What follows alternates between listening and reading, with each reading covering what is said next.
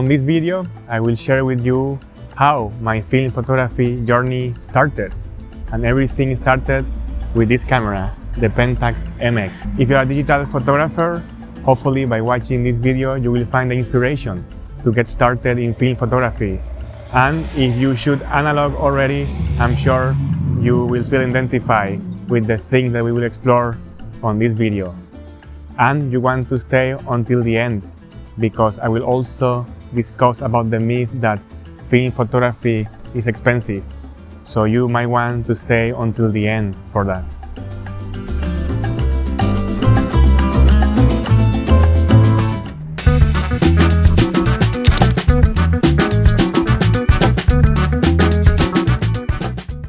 Around 5 years ago, I went out for my first street photography photo walk.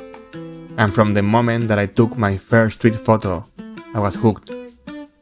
I loved the feeling of capturing a candid moment that otherwise would have been gone unnoticed if I wasn't there to record it. It just made me feel alive, and it gave me purpose. From that point onward, I became a street photographer. Perhaps not the best one, but my journey had just begun.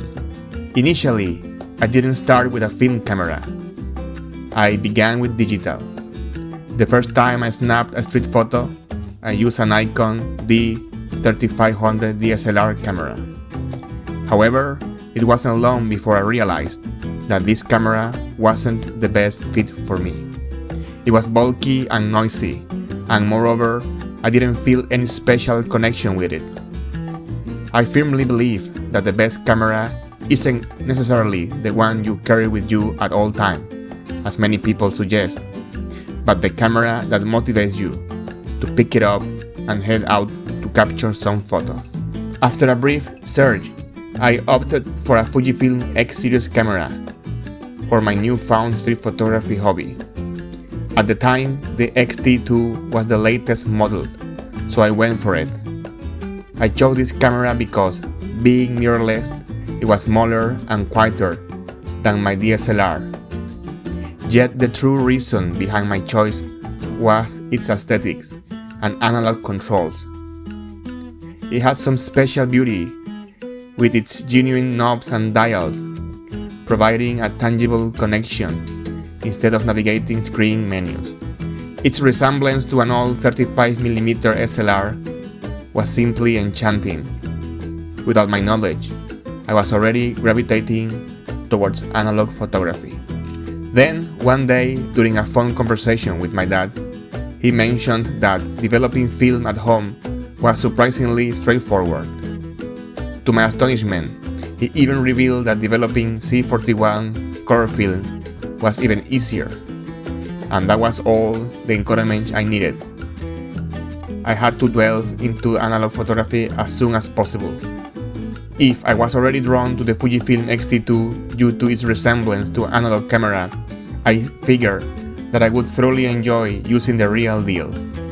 After that, my dad sent me his old Pentax MX, the very same camera he used in the 80s to capture pictures of my sister and me during our childhood.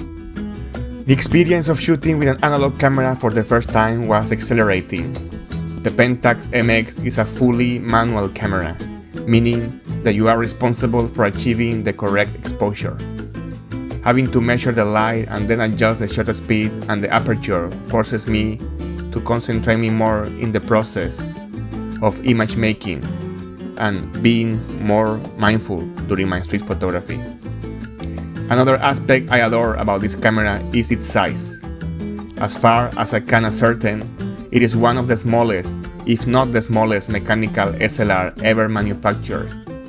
It is even slightly more compact than the very well-known Olympus OM1. The Pentax MX is also a fully mechanical camera, allowing it to operate without a battery if desired.